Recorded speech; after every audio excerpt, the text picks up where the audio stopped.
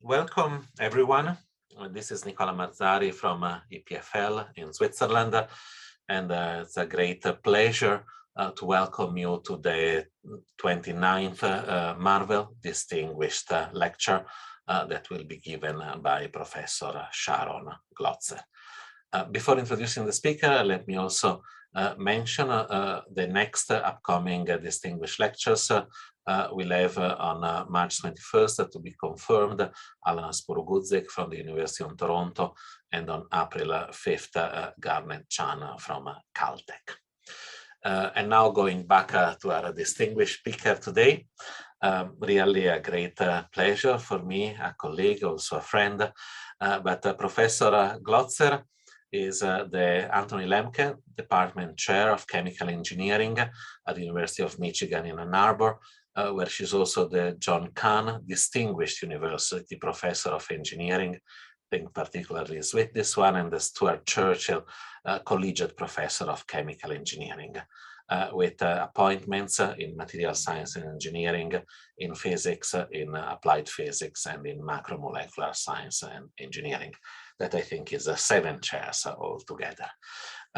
She did her BS degree in UCLA and her PhD at Boston University, both in physics, and before joining the University of Michigan, she worked for 8 years at NIST, where she was the co-founder and director of the Center for Theoretical and Computational Material Science. And I think in these days of Olympics, Sharon, I think, is a triple gold medalist because she's actually an elected member of the National Academy of Science, the National Academy of Engineering, and the American Association for the Advancement of Science. With this, great pleasure to welcome Sharon today, and she will present her lecture on a theory of entropic bonding. Sharon, the floor is yours, and thanks again for accepting the invitation. Well, thank you. Thank you so much for the invitation. I am thrilled to be here. Let me just quickly share my screen. Then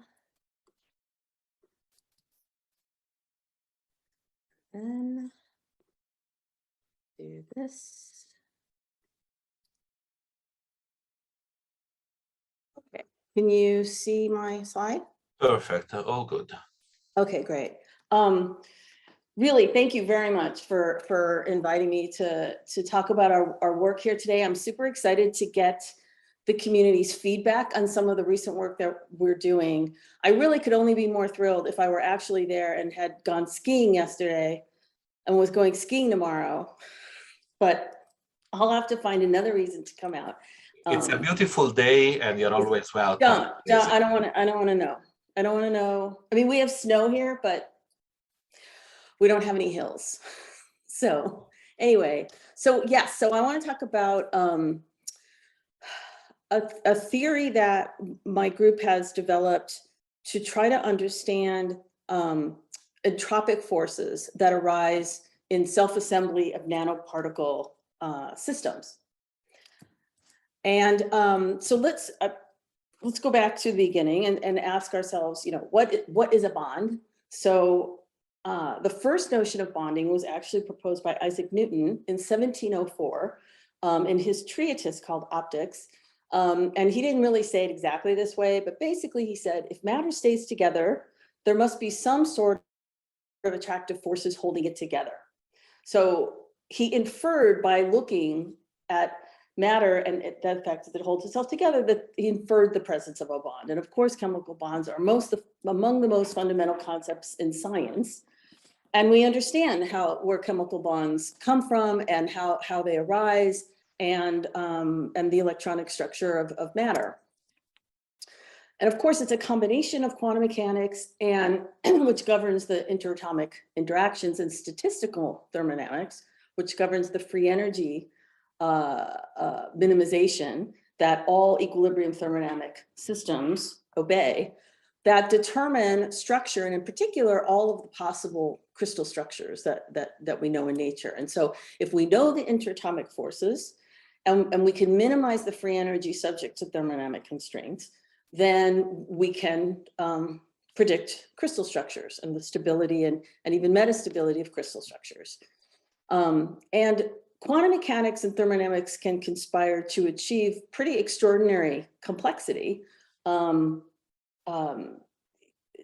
From simple table salt to intermetallics. Here's just a few crystal structures that are interesting that have 30, 54, et cetera, atoms in the unit cell. And of course, in intermetallics, you can even have 20,000 atoms in a unit cell. And I find that extraordinary that atomic systems can figure out such complexity of structure in order to minimize free energy.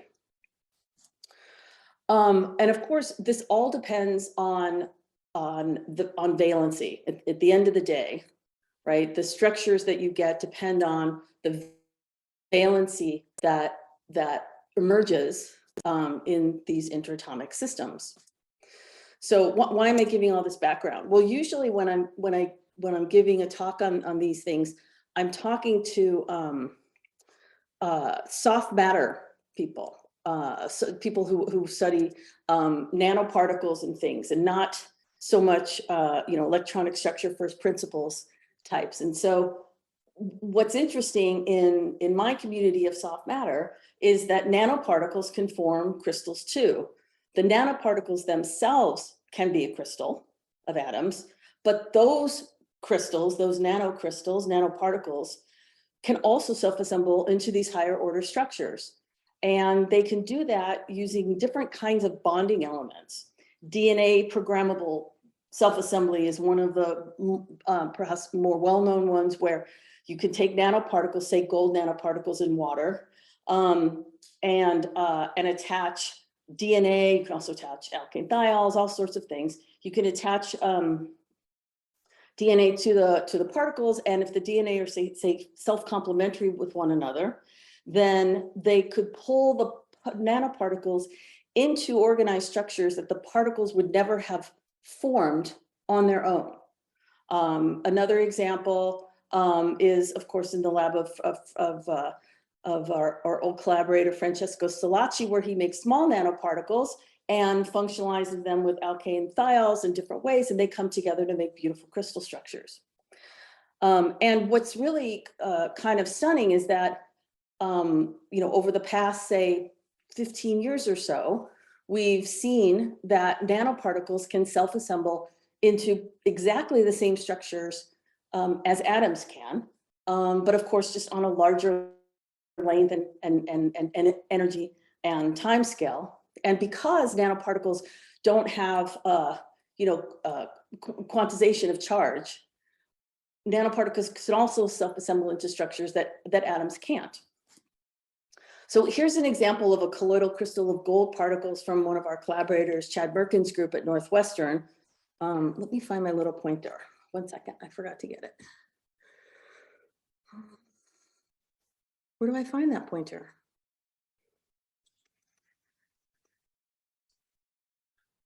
It's something like Control L or Really? Command L. I'm not sure. Dangerous. Okay, can you see my cursor? Yeah. Oh, you can? Yeah. Oh, cool. Okay. So on the right here is a color enhanced electron micrograph image of colloidal crystals of gold nanoparticles, where the tiniest little light spot that you see is an atom. These are gold atoms that have self-assembled into such large crystals that you can already see the beautiful rhombic dodecahedron wool shape of this FCC crystal. And then if you look closer, each one of these nanoparticles was originally, not anymore, but it was originally functionalized with self-complementary DNA that pulled the nanoparticles together into this structure, whereas normally these gold nanoparticles might just aggregate together into some amorphous blob. And then, of course, if you look inside the nanoparticle, you might find an FCC crystal of gold atoms forming this nanoparticle. So you get this cool hierarchy of scales.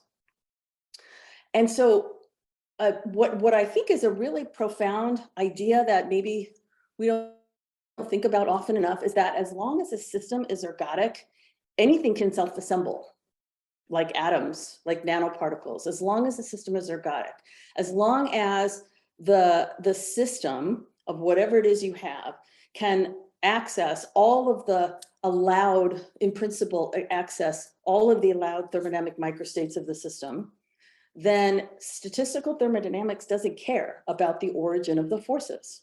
Doesn't matter where they come from, just that they're there. And so in my group, we focus on this length scale here, basically between a nanometer and a couple microns, where for nanoparticles, whatever they're functionalized with, in whatever solution, whether it's an aqueous solution or organic solvent, toluene, hexane, something, as long as the size scale is such that those particles are Brownian, they've experienced Brownian motion from the molecules of the solvent that they're dispersed in. And because they can undergo Brownian motion, then they can move around, and in principle, they can access all of the possible arrangements of the particles, all the possible microstates available to the system. And so they can self-assemble. And so these are the kinds of systems that we're usually dealing with, like, micelles and dendrimers and quantum dots, and other objects that are between a couple of nanometers and a couple of microns. And so when we started working in this area, this was back in the very early 2000s, and we were reading these, a lot of papers from the materials chemistry community, on the one hand, that were synthesizing in the lab nanoparticles, typically of polyhedral shape, because that's how they would grow, like CAD telluride nanoparticles, CAD sulfide nanoparticles, like the kind my colleague at Michigan, Nick Kotoff, makes, and cubes like Peidong Yang has made. There's many different shapes that are possible because they grow naturally like that at the nanometer scale, up to even a couple hundred nanometers. And at the same time, there's the soft matter community, the colloidal chemists, soft matter physicists, chemical engineers, who were making colloidal particles, typically not out of metals or inorganics, but out of polymers like PMMA and polystyrene. And the two, and on both sides, on both ends of this spectrum, the materials chemists on the left were trying to control the shapes of the particles with the idea that they could eventually control, like, what can they functionalize it with, and then they could make particles that would want to self-assemble together. And back in 2001, 2002, 2003, there was another Nature science paper published every single week, with just, look, we made a new shape. You didn't even have to assemble it into anything. You just had to make new cool shapes, because that was exciting back then. It was a new thing to be able to grow particles of arbitrary shape. And on the colloidal end, there were the communities focus on particles that are basically micron size because of the nature of the materials, the polymers that they're working with. So these are particles that are almost always spherical, and then they're trying to create valence by being able to put different molecules, but on different parts of the sphere, and then they could make them into things like ellipsoids, by embedding them in a polymer matrix, raising the temperature up above the glass transition temperature of the particle, stretching it, then you get an ellipsoid, and then you get rid of the polymer matrix. So there was ways of making shapes that were totally different than the ways of making shapes down here. But from a statistical mechanics point of view, and in particular from a simulator's point of view, these are all the same things. The materials are different, the shapes are different, but they're shapes with interactions, and they're in some kind of solution undergoing Brownian motion, and so they can interact. And so we felt it was possible to come up with a sort of a paradigm that would unify chemistries and materials across multiple length scales. And so we just, for lack of others, for lack of sophistication, just called them patchy particles, just particles that have sticky patches and they're particles with valence. And then the idea was, how do you engineer these patchy particles and the valence that you can create with these attractive or repulsive patches? How can you engineer them to assemble into target structures? And so there's a lot of groups working on this now, and I just show some of the groups that we're actually collaborating with currently, that are making micron-sized particles with hydrophobic, hydrophilic patches or charged patches on them, or DNA nano cages that you can put a particle inside and self-assemble those. That's from Oleg Gang's group. We work a lot with the Merkin group, and I'll show you some examples of work with him in a minute. And also Chris Murray's group at Penn, where we have worked a lot together to help them understand some of the structures that they get, and also to design building blocks that will self-assemble into target structures that they're interested in. And so this is a nice chart that Chris made a few years ago when we were applying for a proposal together that is funded now, but where he listed a whole bunch of different kinds of nanoparticles, whether they're quantum dots or diluted magnetic semiconductors, hard magnets, soft magnets, ferrites, soft spinels, et cetera.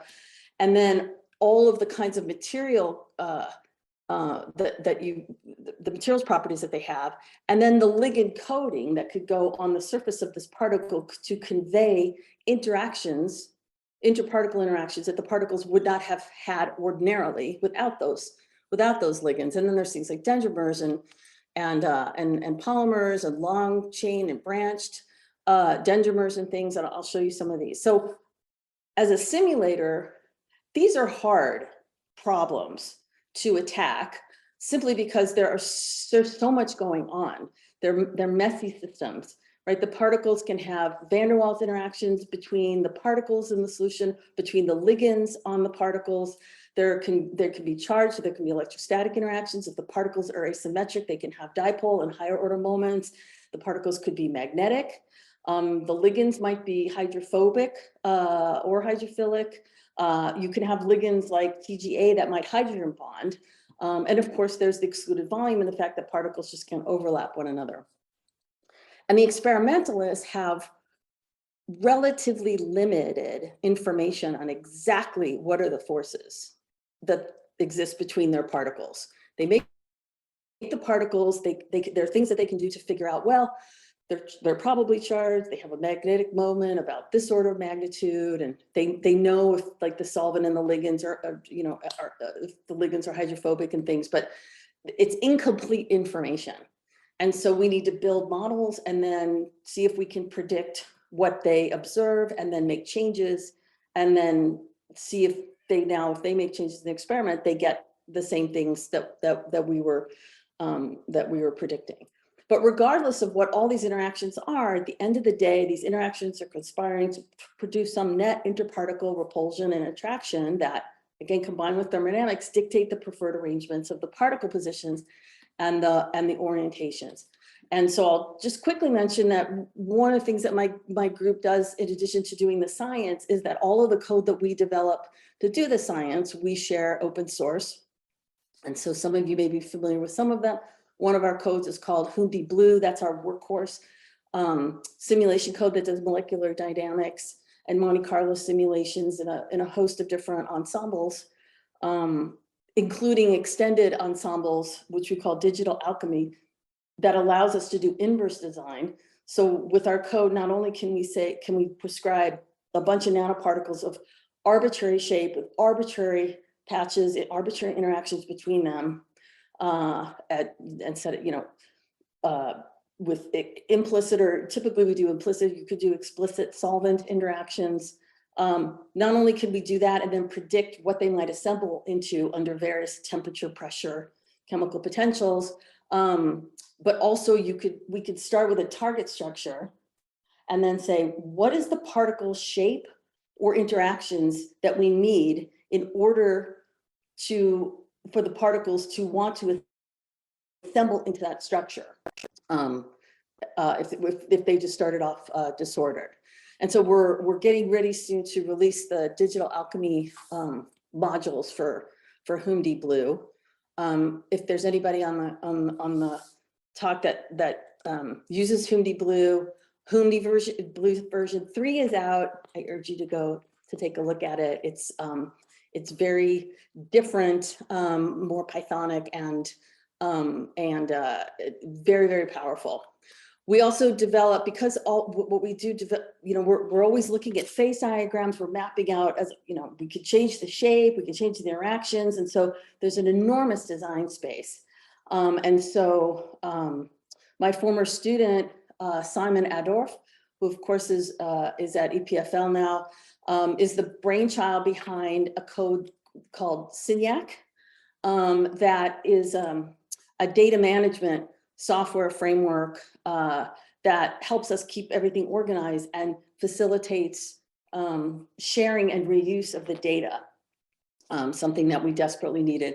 And then we have analysis codes like Freud that help us to analyze the kinds of structures. We have other codes that are open source too. So if you're looking for codes that can do certain things like I'm talking about, please have a look.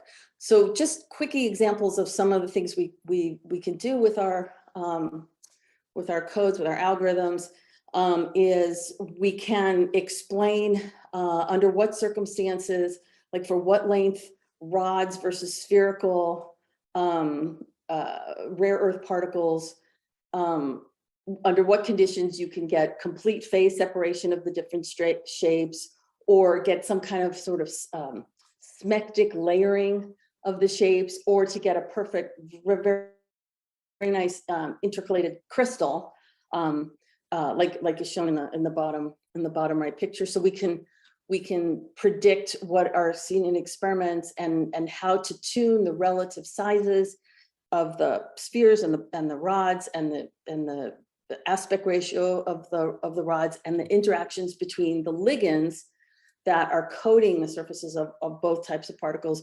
We can tune all of that to predict what kinds of phases are possible. In another paper, we did a similar thing with the Murray group where they had these lanthanum fluoride nanoplates, and they're hexagons. And the one on the left have a really, really short side edge. And then what they found was that as they stretched it and made the side edge a little longer, they would get a completely different, what we call an alternating arrangement of the particles to self-assemble into these huge sheets. And so the question was, well, why is that happening just as a function of the shape? It turns out the shape alone isn't sufficient to do that. So we were able to predict how the ligands would attach to the edges of the nanoplates depending on which facets were presented, and that would affect whether which sides would interact with which sides more favorably than others. And then through the simulations, we could make a design phase diagram for them to see how to combine the nanoparticle shape with the ligands that are functionalizing it to get different kinds of organized patterns. More recently, we worked with them on some other kinds of nanoplates that now they can use dendrimers instead of just simple like single chain ligands. They can use dendrimers, which are much bulkier, and they can change how bulky they are. And depending on how bulky the ligands are, that controls where the ligands want to be on the on a nanoparticle. The bulkier they are, the more they just want space. And so they go to the corners first, then they go to the edges. And then of course they go some on the flat part, but they don't want to be too close because there's all these steric interactions. And so we were able to design for them dendrimer architectures that would allow them to go from a nicely stacked arrangement of these nanoplates to organized layers that could have a particular amount of shear from layer to layer based on these ligands. And in a similar vein, we just recently published a paper with the Murray group where they were using these oleic acids and functionalizing them onto these square nanoplates and triangular nanoplates. And of course, there's a lot of things that if you mix squares and triangle nanoplates together, they might want to do depending on the interactions and depending on the thermodynamic state point that you're at. They might want to just completely separate and triangles stack like this and squares go like this, or the squares might want to stack. But what they were going for with this one here outlined in yellow, which is a nice co-crystal. And co-crystals are just very hard to obtain by just guessing how to mix nanoparticles together, because typically they'll phase separate like you see here in some of these pictures. And so with the oleic acid, they had we calculated what the phase diagram for this would be as a function of the volume fraction of the nanoplates versus the interaction energies between the plates. And we found that there's really a very small co-assembly region that's really hard to hit in experiment. And so we designed this bulkier ligand and showed how this really opens up that co-assembly region. And so it would be easier to access this experimentally. Okay, so those are just some examples of what we do in the way of materials design and inverse design of nanoparticles and their assemblies. The most complex assembled colloidal crystal of nanoparticles that I think has been published to date is this one made by the Merkin group. It's a clathrate colloidal crystal. And when I say complex, I mean in terms of the unit cell. So this structure has 123 particles in the unit cell. So each one of these bright spots is a nanoparticle. And you could see these beautiful ring structures and things. And at first, Chad texted this to me back in, I don't know, 2015, 2016, saying, oh my God, we have a quasi-crystal. And I wrote, oh my God, you don't, but it's really interesting nevertheless. And it looked like it was some kind of Frank-Caspar phase or clathrate, which is the mathematical dual of Frank-Caspar phases. And so we worked to try to figure out what that is. And these complex structures are possible because instead of using spheres, they used triangular bipyramids. So imagine you have a tetrahedron and another tetrahedron, and then you stick them together and then you squash it. That's what they have. So it looks like this here with a 109.5 degree opening angle. This is a electron micrograph image. We see the 250 nanometer scale bar, but you see how beautiful these nanoparticles are. So then they functionalize them with the self-complementary DNA. So the self-complementary part is just at the end there. So the ends find each other, they pull the nanoparticles together and they self-assemble into these gorgeous crystals, which we were able to figure out what they were by modeling this and doing self-assembly and just building the structure. And it's a very beautiful type of structure. So I would ask, given all of these self-assembled crystals, colloidal crystals of nanoparticles, what force would Newton have inferred from observing these kinds of colloidal crystals?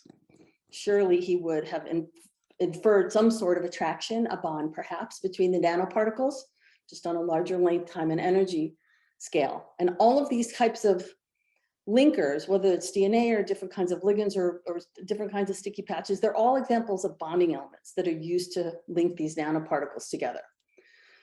So let me show you this simulation, and I'll ask you what kind of bonds you think are self-assembling these particles. So I'll show you the simulation a couple times.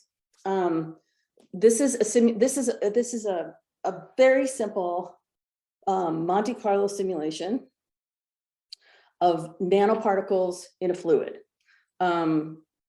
This is literally like the simplest kind of simulation you could do, so much less sophisticated than the electronic structure type calculations that many of you do, where here in you have a box, you could do it at constant volume, at constant pressure. This one's at constant volume. You can allow the box to change shape if that's important to preclude certain crystal structures.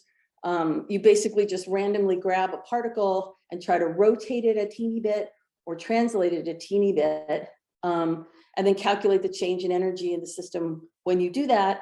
And then if the change in energy is negative, you do it. If the change in energy is positive, you flip a random number and decide whether or not you do it according to the Boltzmann factor. And by making tiny, tiny little local moves, you reproduce the Brownian dynamics of the particles, say in water. And so let me just show you this movie again. So the box has about 55 or 60% of the box is filled with these particles. They're all the same shape particle. And we color them blue at the beginning when it's a disordered fluid. And then we just set it at some volume. We just set it up at temperature, volume, and we just let it run. And so as soon as they start locally ordering, we color them orange. And when we color them red is when they locally ordered into a motif that we know, because we watched till the end of the movie, is going to be part of the final crystal structure. So it starts off, everything's disordered, and then you start seeing local order, but no long range crystal, no long range ordering, right? The orange is just locally ordered motifs. The red is where they're consistent with the final crystal structure. And then all of a sudden you'll see that this locally ordered fluid phase is just going to crystallize. And then that's the crystal. It turns out that this crystal has 432 particles in the unit cell, and it's isostructural to a Bergman-like phase that was studied by Linus Pauling a bazillion years ago. So here's the cool thing. There is no interaction. There's no energy in this system.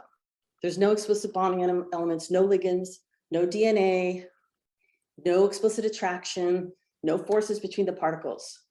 It's just excluded volume. They just randomly undergoing Brownian dynamics, and they just can't overlap. That's it. Yet, we find that the system self-assembles into a crystal and ends up as a crystal in coexistence with a fluid.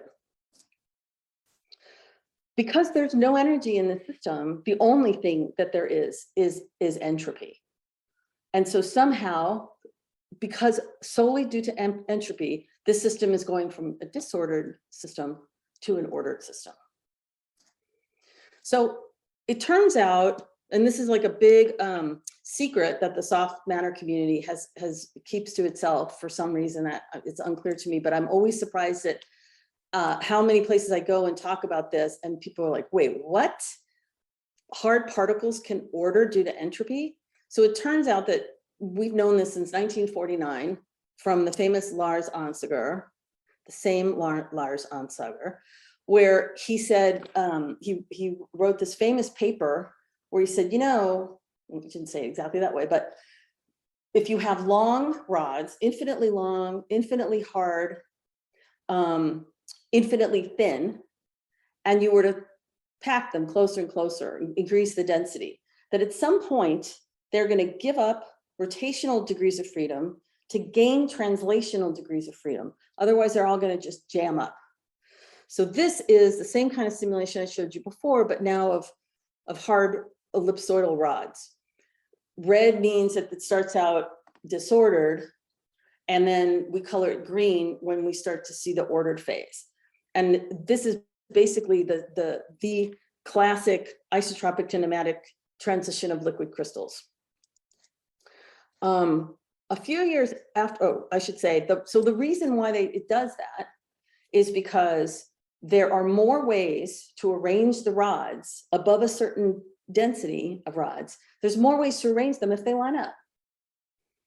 There's just more ways to arrange them if they line up. And all those ways to arrange them when they line up, the majority of them are consistent with this nematic liquid crystal phase than with the disordered phase, okay? And we'll see in a minute how that relates to the entropy of the system. So a few years later, Kirkwood showed, he said, I bet this is true for hard spheres too.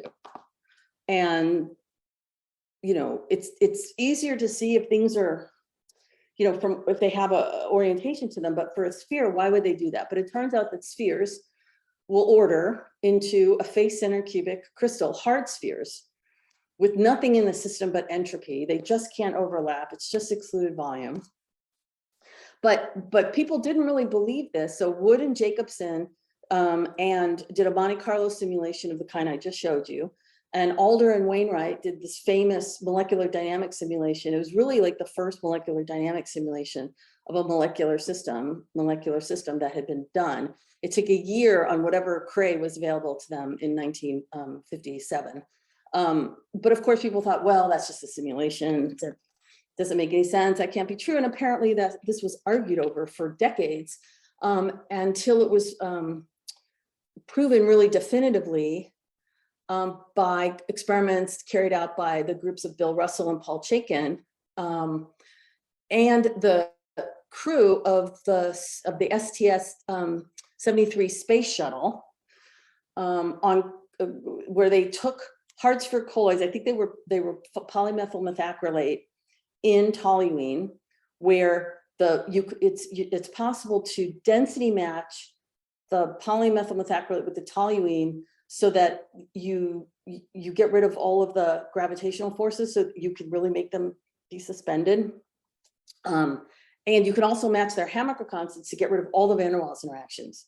So it is a definitive experiment of hard sphere particles in solution that are undergoing Brownian motion, and they crystallized. And of course they crystallize on Earth, but some people were like, nah, gravity. So they flew whatever, it must have cost like $10 million on the space shuttle, probably more, to show that no, even if you get rid of gravity, this works. And again, it's because when if you're at some fixed density and you're above a certain density, or I should say particle volume fraction, then it turns out for spheres, when you get above, say, 49–50% particle volume fraction, that the particles there will be more microstates available to the system, more ways of arranging the particles if it's ordered in an FCC crystal than if it stays disordered. And you know, we know that the fundamental tenet of statistical thermodynamics is systems evolve to the most probable state. And we know that microstates with the same energy are equally probable. And in particular, if there's no energy, then every single microstate is equally probable. So it's just which macrophase has the most microstates associated with it, since they all have the same energy. So the most probable microstate will maximize the entropy of the system if the potential energy is zero. So in these, say, constant volume, constant number of particles systems, the free energy is just minus T times the entropy. So minimizing the free energy means maximizing the entropy. And if there's no interaction energy, so no Boltzmann factor to worry about, then the entropy is given by Boltzmann's expression, which is just related to the logarithm of the number of microstates in the system. And so the system will order to increase the entropy, which means increasing the number of microstates that are associated with the equilibrium structure. So the idea that hard particles can order has been known for decades and decades. It had been studied for rods and spheres and disks and maybe cubes and a few really, really simple shapes. But we got into this because we were trying to predict how CAD telluride and CAD selenide nanoparticles functionalize with DMAET or TGA organic ligands would self-assemble in water when they happen to be little nanotetrahedra, 1.5 nanometers on a side, and the corners are slightly truncated, but not necessarily symmetrically. And maybe there's there's dipole moments and maybe higher order moments, and maybe there's some magnet. Anyway, they were very complicated. And so we were trying to figure out, okay, how are we going to represent all of these different forces?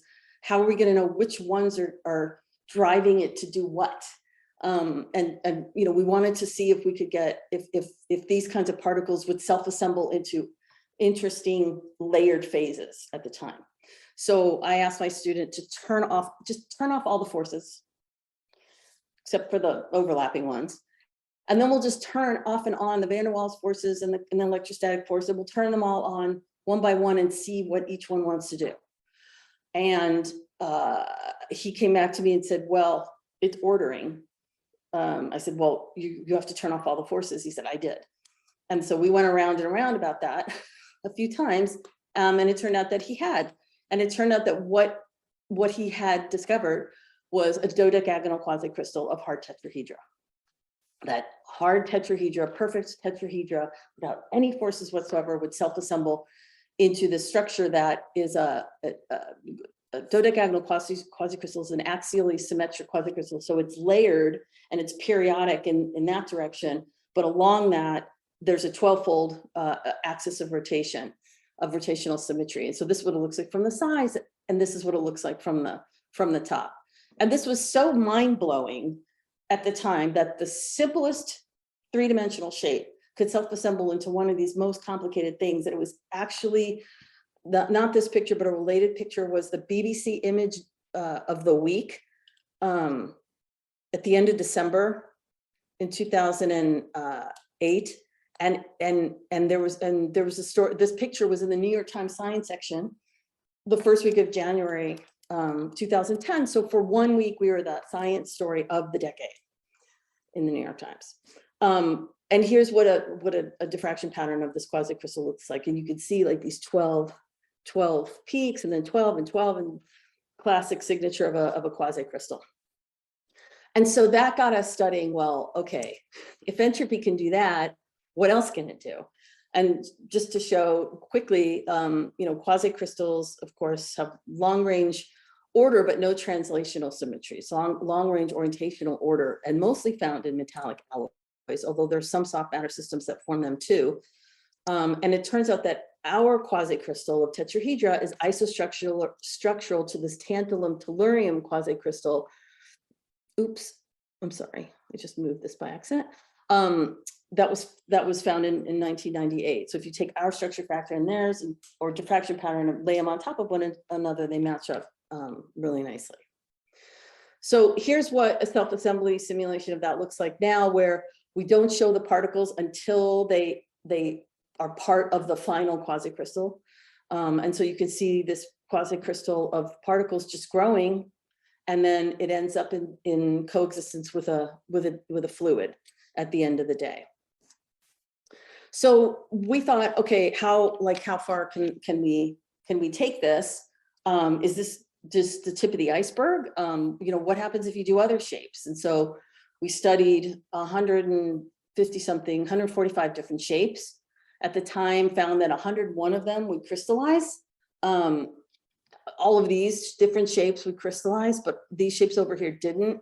Since then, a number of them have crystallized, but that's because we've run them for like 7 years. Just leave them on the background, running, and eventually they figure out, they nucleate a crystal, which is interesting all on its own. And so there's all these different crystals, but for example, all of these dark blue ones, every single one of these shapes self-assembles into a face-centered cubic crystal. Of course, they're all very different shapes. And some of them you might guess like, oh, this one's very round, I bet it's going to form FCC. But these over here are very faceted and not at all obvious that it would form that. Here's a bunch that form BCC. Some of them are, you know, these funky Johnson solids. You know, there'd be no way that I would guess that something like this would form a BCC phase. Here's our quasicrystal tetrahedra. Turns out if you glue two tetrahedra together into a regular triangular bipyramid and don't squash it, then you do get a quasicrystal. And you know, there's all these different cool things that you wouldn't necessarily, you couldn't just look at the shape, just like you can't just look at atoms and go, oh, I know what that's going to make. You can't look at a shape and go, oh, I know what that's going to make. Although that is what, of course, we would like to do. And all of this, with all of these different polyhedral shapes, it's all Onsager on steroids. the particles are aligning their facets so that they can get closer together and increase the number of microstates available to them. They're all giving up, well, not all, there are some cases that are different, but most of these cases, they're giving up rotational degrees of freedom to gain translational degrees of freedom by basically aligning their facets. But they do this with 50% of the box empty, 40% of the box empty, right? So there's a lot of space in the system, but it's all about maximizing the free volume in the system. So imagine that you have these two particles on the left in this sea of other cubes. All of the accessible volume where you can stick another cube, that's called the free volume. And obviously, if they align and take up less space, there's more free volume, even if the whole box is at fixed volume, right? So by maximizing the total free volume, you maximize the entropy in the system. And so the thing that these studies that my group did brought to the party is the idea that these entropic forces can be directional, and that shape will produce valence upon crowding. And that these directional entropic forces are just related to the way the system distributes this increasingly limited local free volume upon crowding. So if you have more free volume in the system because of the way that the particles align, then that's the same as having strong directional entropic forces. And if they don't really align so much, then so you have less free volume, then you have like weak to no directional entropic forces. And I'll show you that even this clathrate that I talked about before, that the Merkin group got with DNA, we can self-assemble in the computer with nothing but entropy. It's the same exact crystal structure forming, and you see this beautiful clathrate phase forming. And I'm just going to pick up the pace a teeny bit so I can get to the good stuff.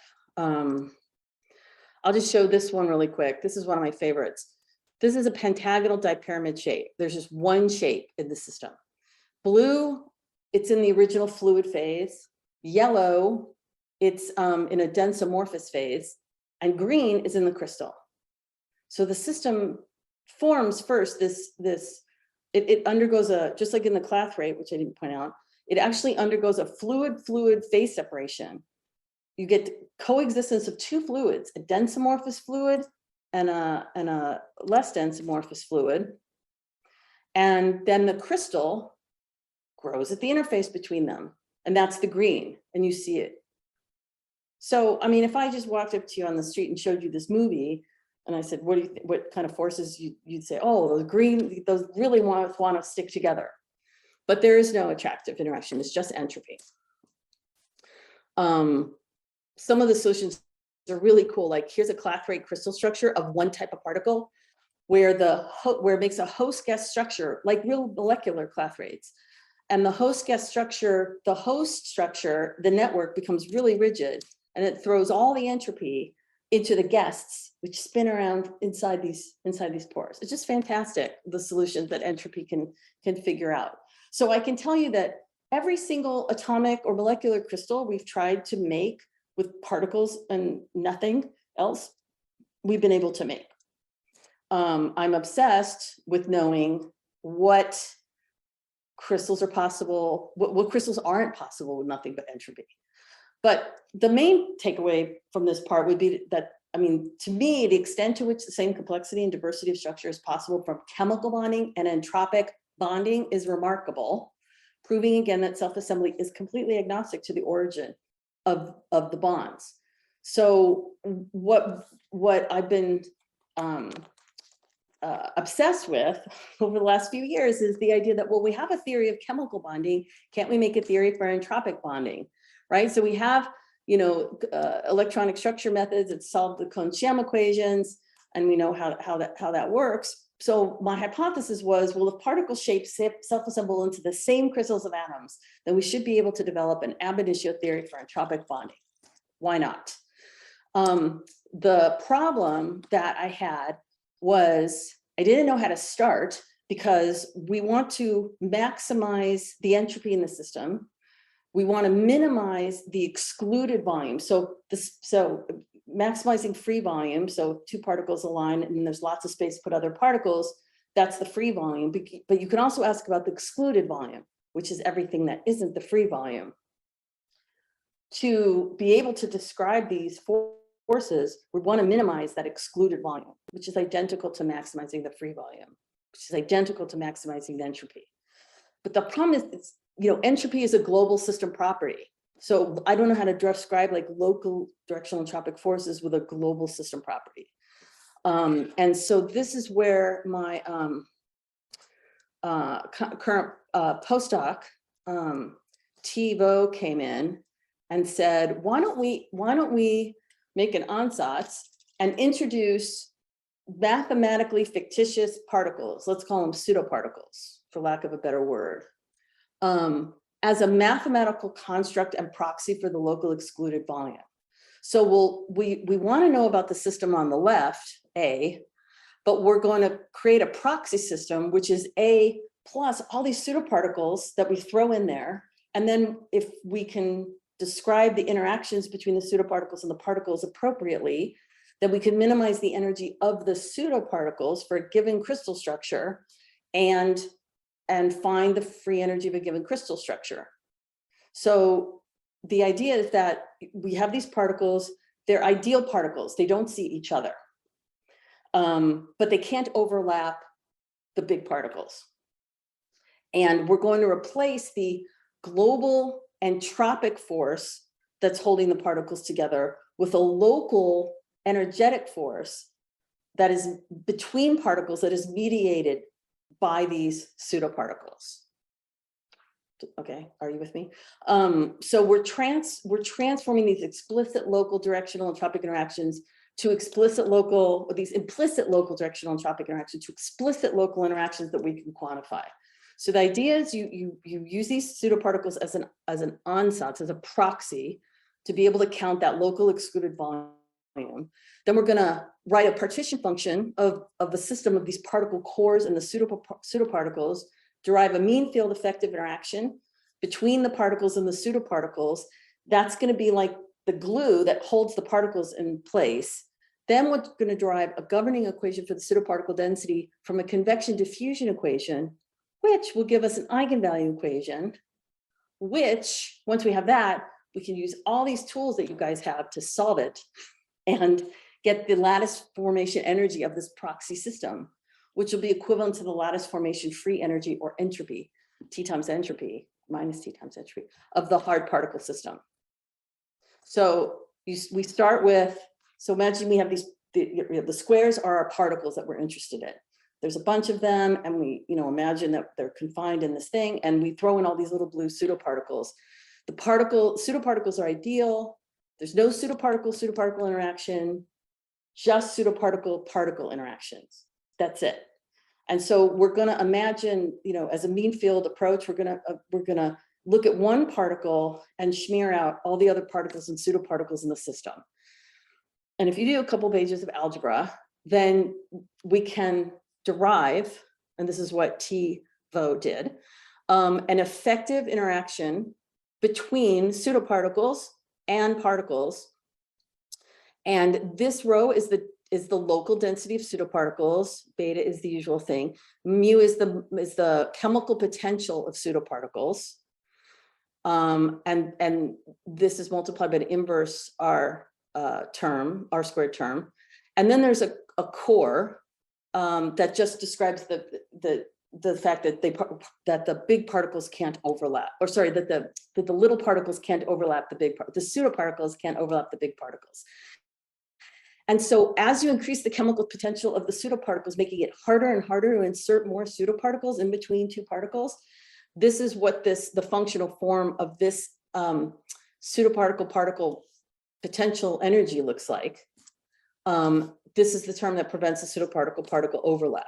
And so now this energy is essentially the cohesive energy holding a particle in place within the fixed arrangement of all the other particles. So the next step is, okay, so we have this expression for the mean field potential energy. Now we want to just invert this equation for the pseudoparticle density. And then we'll use that mean field pseudoparticle density distribution as a proxy for the excluded volume distribution. And so to then go the next step, we can write down a convection and diffusion equation, like a Fokker-Planck equation, a Smolotowsky equation for the pseudoparticle density. And it looks basically like this. And then you can rearrange terms and solve by separation variables. And you end up with an expression that looks like this thing on the left times the density of the pseudoparticles is equal to some eigenvalue times the density of pseudoparticles. So this is now an eigenvalue equation. And where I'm going to just call these two terms some effective potential. And this is what I had wanted for a few years, because I thought, well, okay, if we're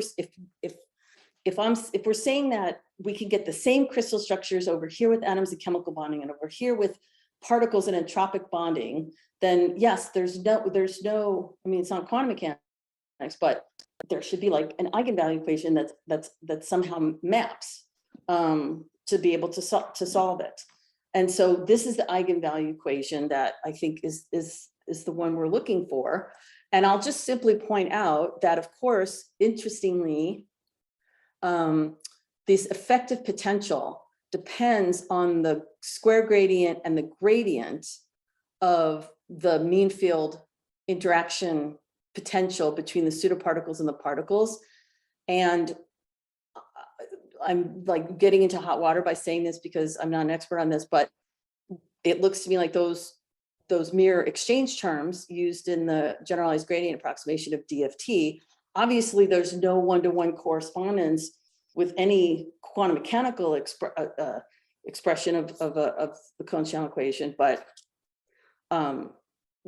it's, you know, loosely there is. So now let me show you how we use it. So again, we have this combined system of particle shapes, and now we're going to solve the eigenvalue equation for the density distribution of the pseudoparticles.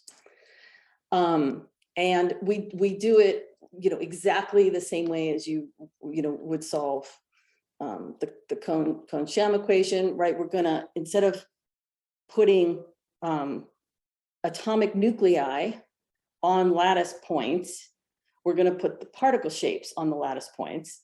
And then we're going to replace the particle shapes by some pseudoparticle density distribution, some pseudoparticle cloud instead of an electron cloud. And then, of course, we can't deal with the whole expression. So we're going to expand it in terms of orbitals, like we expand in terms of electron orbitals. And then we might use something like local, instead of local LCAO, a linear combination of atomic orbitals, we'll use linear combination of shape orbitals, which I'll show you in a minute. And then the idea is just solve for the maximum overlap of the pseudoparticle density distribution, pseudoparticle orbitals. So for these shapes, which is affecting the valence, it doesn't make sense to expand these in spherical harmonics. Instead, you should span them in shape harmonics that are relevant for that shape. So for example, if a cube and you expand harmonics in a coordinate system appropriate for a cube, this is what the lowest order one looks like, and then the next order one, and the next order one. And so then we can make a, you know, we can start with a linear combination of these orbitals and put it through the usual iterative matrix techniques. We can construct the lowest order bonding orbital by using linear combination of shape orbitals.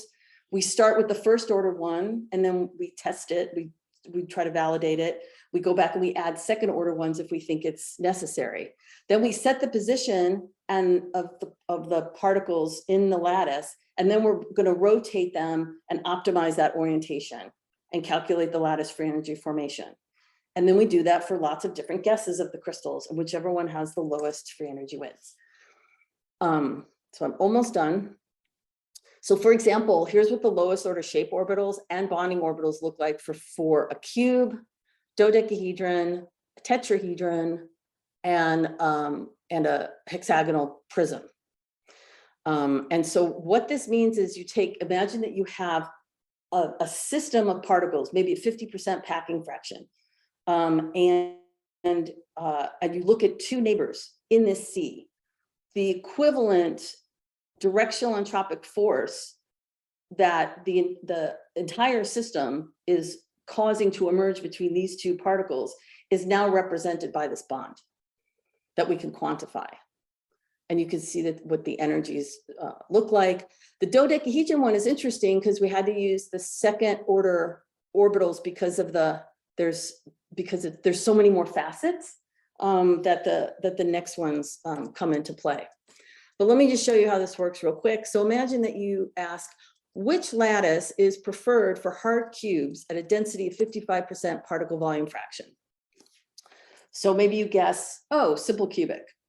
So you set up simple cubic, you set up BCC, you set up FCC, you turn the crank, we find out what is the free energy of the pseudoparticle distribution for each one, and we see that simple cubic has the lowest.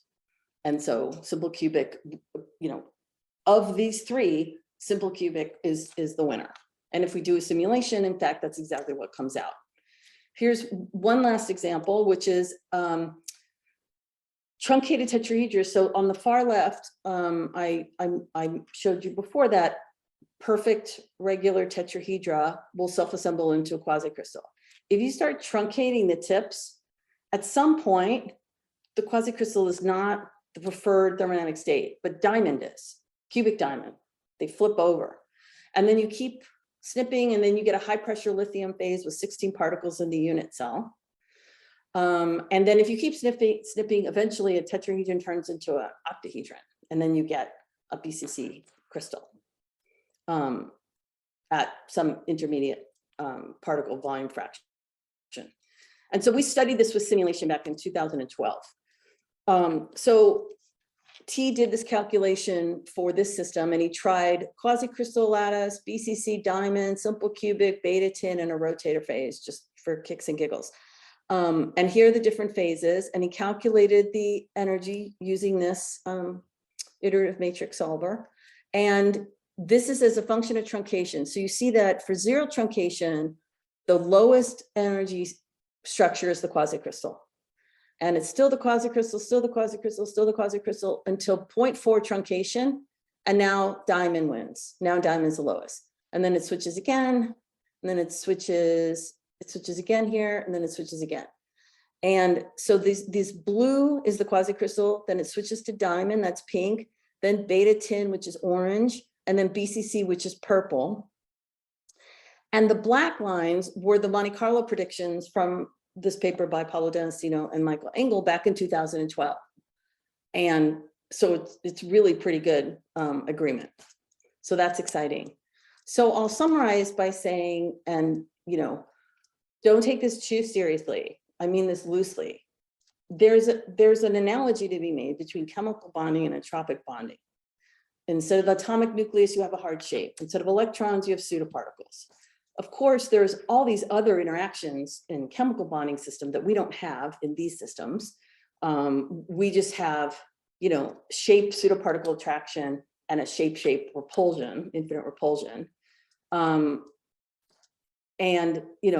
In one we end up with an eigenvalue equation for electron density, and the other one we end up with an eigenvalue equation for the pseudoparticle density.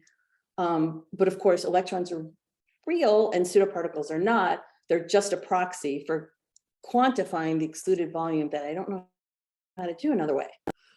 So I'll finish there, and I hope that you have some good questions for me.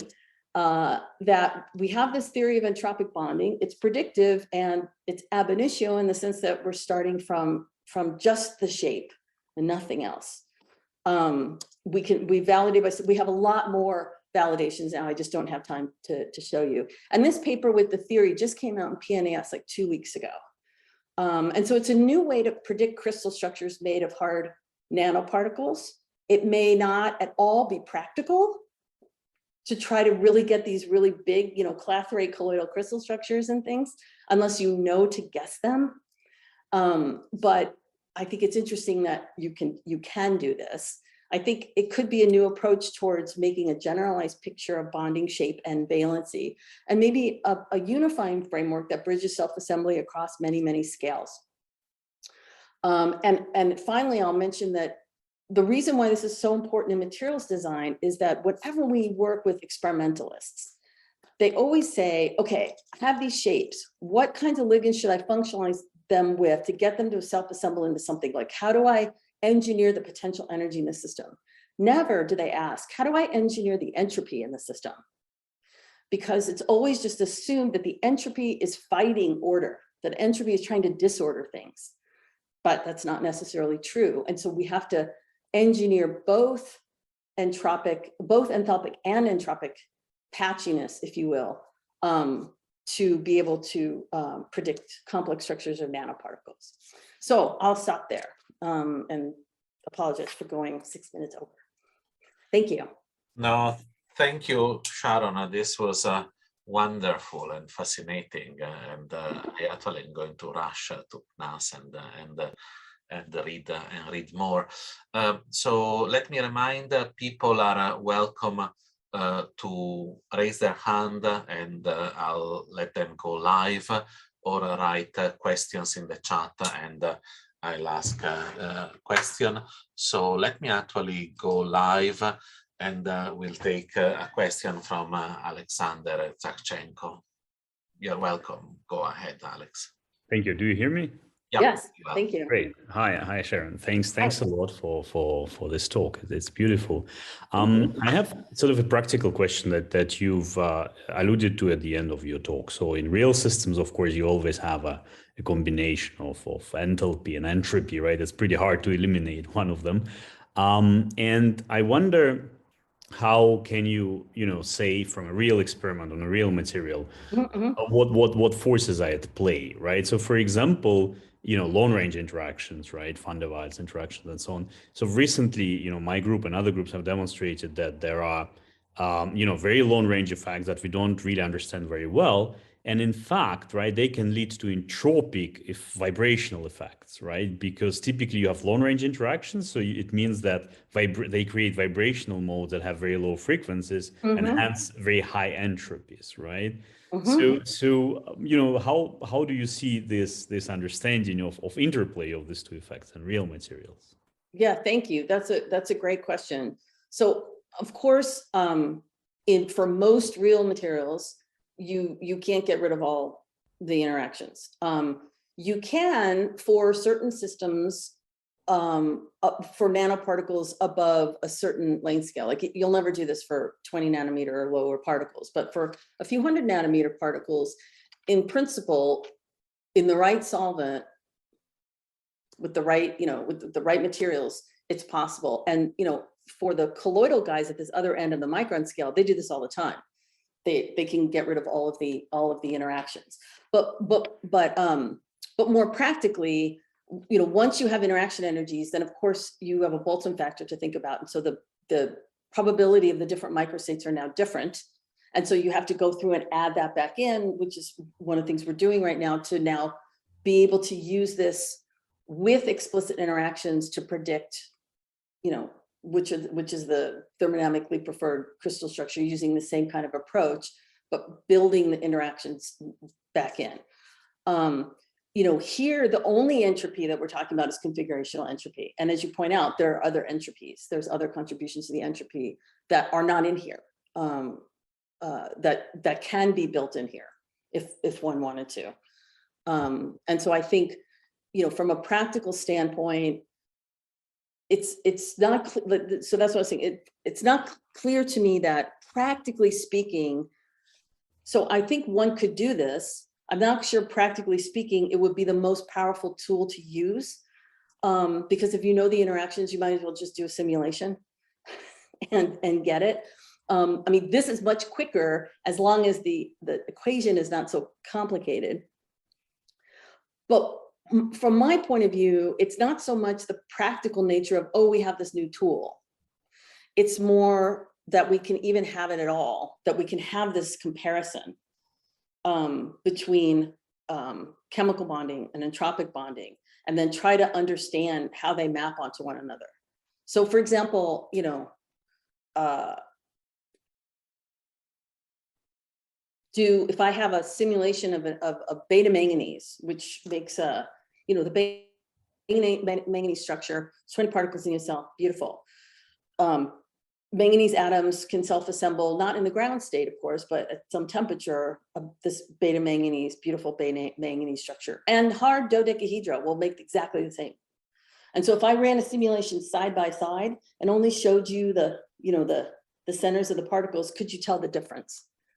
Right? And this is where I think this kind of theory will help us understand more about what are the necessary ingredients that you need to have to get this kind of extraordinary complexity in any system.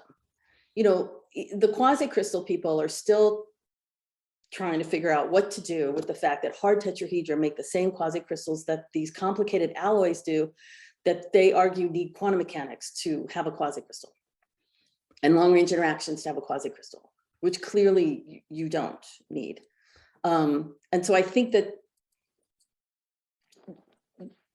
you know, even more than having a practical tool, which I still think should be developed, helping to understand what, you know, how the different forces coming from completely different origins are conspiring to do pretty much the exact same thing. I think that that's probably its most exciting use right now. I think it'll be pretty cool to sort of have a way to design these pseudo particles that represent certain interactions, right? Because we have this effective field theories also in DFT and so on, right? Which we put on top, and sometimes they can be represented by some pseudo potentials that can be local or non-local. So in a way, your pseudo particle picture, I think, can be used to sort of design these interactions and incorporate them, right, into this pseudo thing. Yeah, that would be very exciting. But, you know, then I get into this area where, you know, I don't do electronic structure theory. I don't, you know, I am now, this is it. This is like my level of understanding. So I'm hoping that someone will want to collaborate on trying to build this out further. Thank you. Very, very keen. Thanks, Alex. We have a lot of questions, so maybe I should give the floor to Clémence Comminboeuf. Yeah, I'll try to give shorter answers. Thanks a lot for the talk, just very interesting. So I want to push the analogy with chemical bonding a little bit more. Yeah. So obviously we extract a lot of information from our eigenvalue and eigenvector. So I'm wondering if you're doing something with with the visualization of your entropic bonding and of the eigenvalue that you get out of it, or? Say that again. Do we like? Do you normally the orbital? I mean the atomic or molecular orbit, their visualization and their energy, namely the eigenvalue that we get out of the. Right. We do a lot of. We extract a lot of information, and we interpret a lot of things regarding our system based on those two information, right? So since for you it's really. You have an analogy, you have some, I don't know how to call them, entropic bonding orbital or something like that, that you can visualize. Yes. And you have energies associated to them. Oh, I see what you mean. Yes. Yes. This is the next step, is to figure out how far can we push this analogy? You asked exactly the right question. Is so, you know, what are all the things that you guys do that I don't know? Then how do we map that to these systems, and what do the different orbitals tell us, and what do the different, you know, energy levels tell us? And I just don't know the answer yet. But thank you. It's a great question. Thank you, Clémence. And Alex Zunger. Alex, you can unmute yourself. Hi, Alex. Thank you for the email yesterday. I replied in my head, but I forgot to type it. No problem. Can you hear me? Yeah. Hi, Sharon. Beautiful to see you.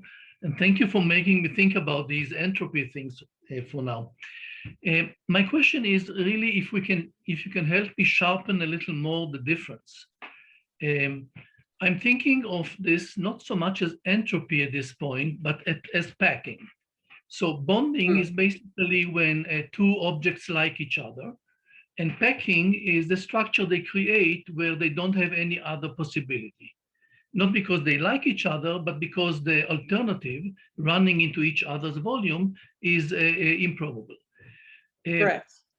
So should I think of what you say as entropic bonding, as you say, or just as packing? Because entropy has this temperature in front of it. So when the temperature goes down, this bonding goes away. While real bonding does not go away at 0 temperature, it's still a preferred structure.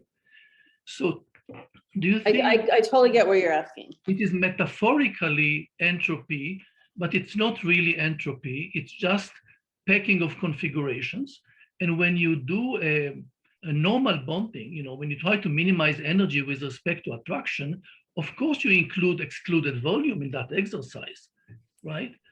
So the question is it really something that has to do with finding most probable configuration, but not really entropy, because entropy would go away under normal circumstances at low temperatures?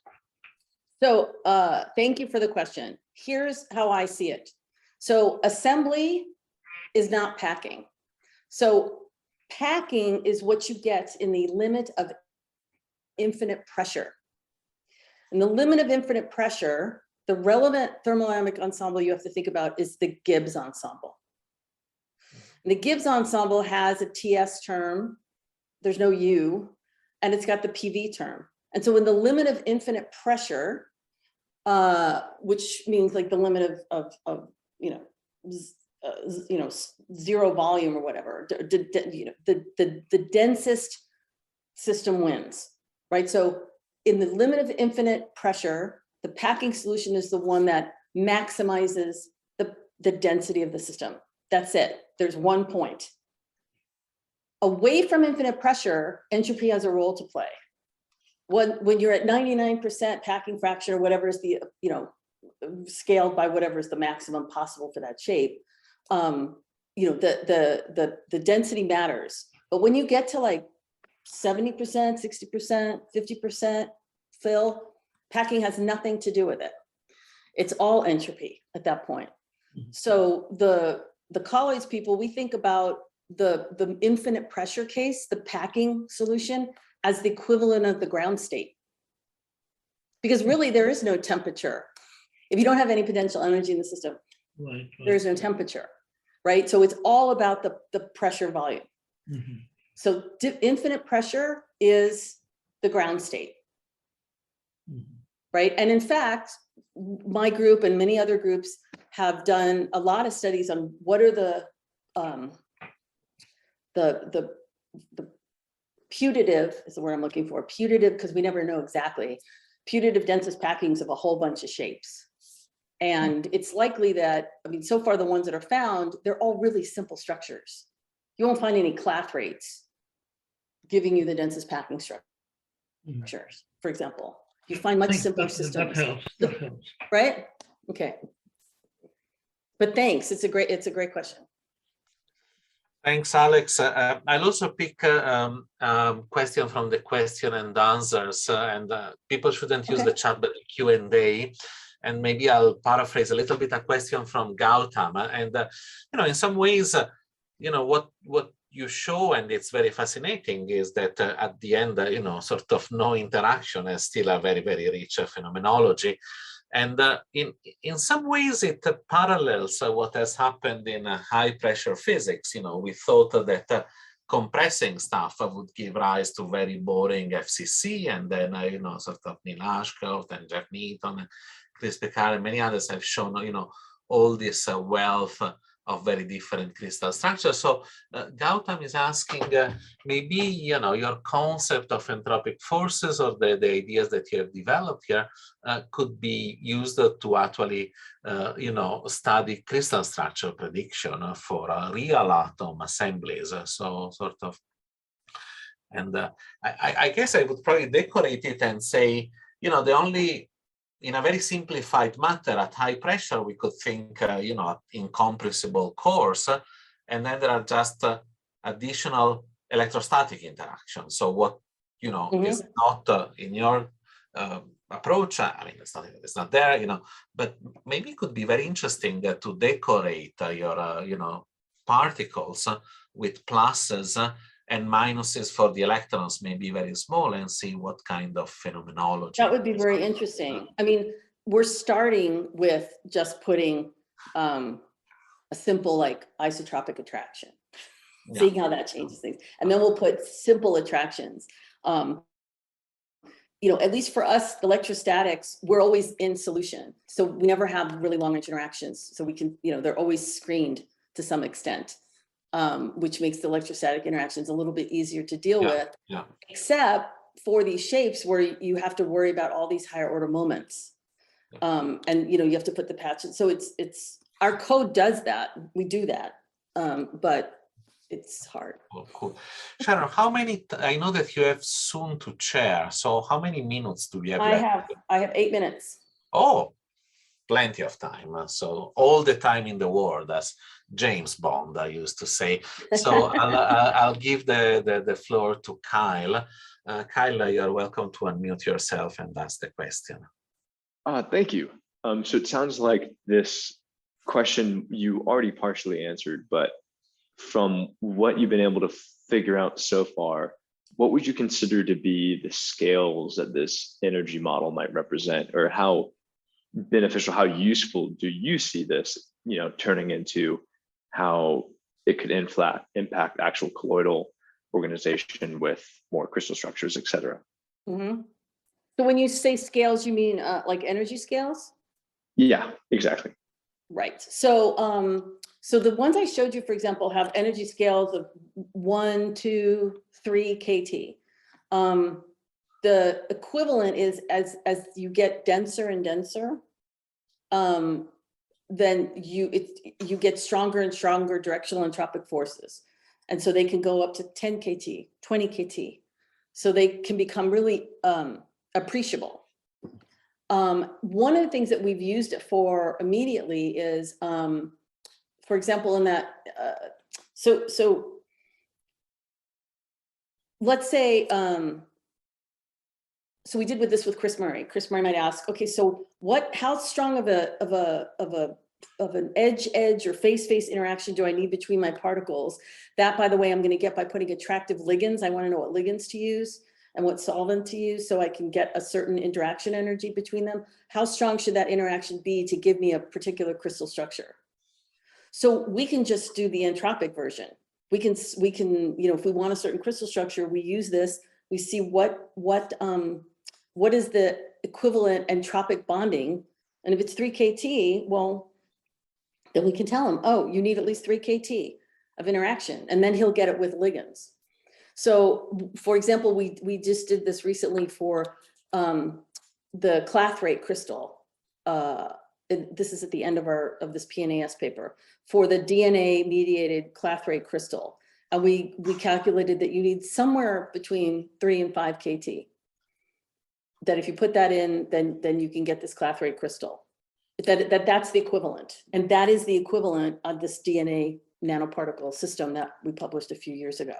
So it's really useful in getting this estimate, because again, it doesn't matter where the energy comes from. If you need a certain amount of energy, and in these nanoparticle bonding systems, those are the typical energies. They're not typically thousands of KTs or even hundreds of KT. They're like tens. Thanks. Thank you. Thanks, Kyle. And I'll get a question from the Q&A. Fra asks There's so many good questions. I hope I can get copies of these. Yeah. This is it's there for eternity, actually. But maybe I'll pick one of the three from Fra that mentioned that in some cases your system took a really long time to crystallize. You mentioned 7 years. That was fascinating. And what are the hints? Are there any signature that a system will take a really long time to equilibrate, let's say? Is it the number of phases in a shape, the presence or absence of symmetries, surface to wall ratio? That's a great question. So So the answer is yes, it has to do with this, like how many facets and the symmetries, but oftentimes these, well, okay, sometimes the systems that are hard to crystallize will form a plastic crystal. So they crystallize with the particles are on lattice sites, but they move around because their symmetries are so mismatched that they don't face each other. And so they're actually stabilized by this rotating around, and that's called a plastic crystal. But one of the things, and this is another PNAS paper that my student Aaron Tyke published a few years ago, is we can look at the local motifs. And if we see that there's a lot of local motifs that are completely geometrically incompatible with one another, then it's likely to be really hard to crystallize or impossible to crystallize. So for example, if you take that tetrahedral system and you truncate and you go between, you know, we truncate a certain amount, it goes from quasi-crystal to cubic diamond. Well, if you're right around that transition point where it wants to be quasi-crystal, wants to be diamond, then you look in the system and you see both. And in fact, when you do a self-assembly simulation, you map out the phase diagram, you have a huge glassy region or disordered region where nothing forms between the quasi-crystal and the diamond, because one of them is an eclipse configuration, the other one is, and they're completely incompatible with one another. So the quick answer is we could just do a simulation of a dense fluid for like a minute and a half and see what are the local motifs and are they geometrically incompatible, and then guess whether it's going to be hard to form a crystal. But just looking at the shape alone and going, oh yeah, this one, that's harder to do. Unless it's like a potato. If you shape like a potato, like a highly faceted potato, then you can guess that might be hard to crystallize. Sharon, maybe Lorenzo Monacelli, you can unmute yourself. Okay, so thank you very much for the very nice talk. I have a question that is, a clear difference between a standard crystal and these entropic crystals that I see is the fact that one in standard crystal atoms are essentially three only translational degrees of freedom. Here you have also rotational degrees of freedom of particles. Exactly. Does it mean that you have also entropic torques somehow in these? Oh yeah. I mean, yes, there's in fact, you can calculate potentials of mean force and torque for these systems. You're absolutely right. I mean, two particles, they don't want to just be a certain distance, but they also want to be a certain arrangement. And so when we do this calculation, we fix them a certain distance and then try all possible relative orientations. And then we fix another distance, we try all possible relative orientations, right? Because that's critical. That's critical to it. Thanks, thanks, Lorenzo. A 10 seconds question, and then I think can let you go. But you showed a lot unaries, I would say, just one shape of nanoparticles and the assembly of that, or maybe I missed it. Are two different shapes, three different shapes? Is it too complicated? Is it not as interesting, or what's happening? No, it's super interesting. It's just that generally speaking, two arbitrarily chosen hard shapes will just phase separate. Okay. But they just tend to phase separate. It's easier to crystallize with your own kind than it is to crystallize, to co-crystallize. Yeah. But you're right. I mean, everything we showed here, even this extraordinary 432 particle unit cell is one simple shape. So putting in two shapes, trying to co-crystallize is absolutely the next step. Cool. Or three. Ex unum a pluribus, just to paraphrase. Sharon, I think I know you have a really hard boundary that is very appropriate for a hard shape talk. This was wonderful. Thanks a lot on behalf of everyone. And you're always invited to come back and visit us in person. I'm definitely going to take you up on that. Thanks so much, everyone, for listening, for your great questions. Thanks to all, and bye, Sharon. Bye-bye. Everyone.